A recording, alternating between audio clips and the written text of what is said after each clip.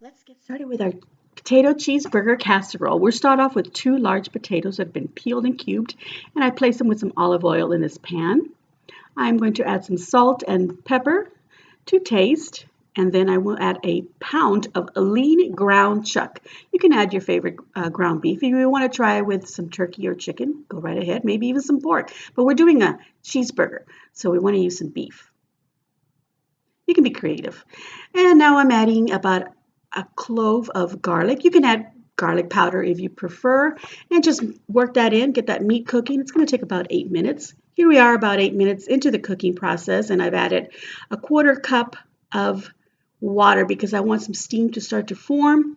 I want those potatoes to get cooking. It's going to take a little while, but you know what? It's going to be worth it because it's going to be delicious.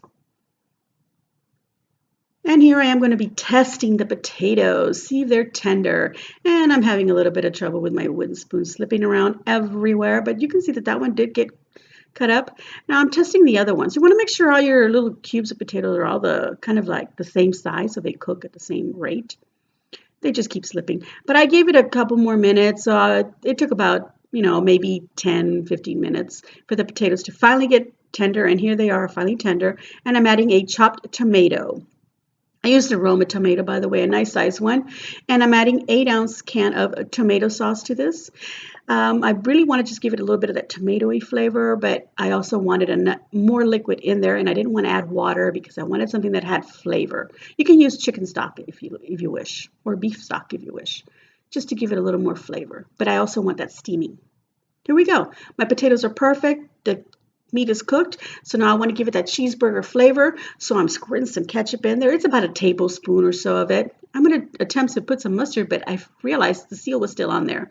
Okay, the seal is removed. Let's try this again.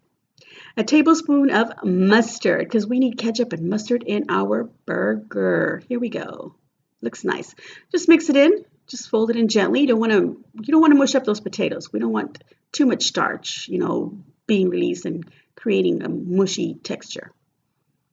Okay, so next we are going to add some pickles. This is about a 1/4 cup of chopped dill pickles. I had some slices and I just used those or you can use a whole pickle if you want. It all depends on your flavor preference. And I've placed this in a lined pan. I lined it with some foil.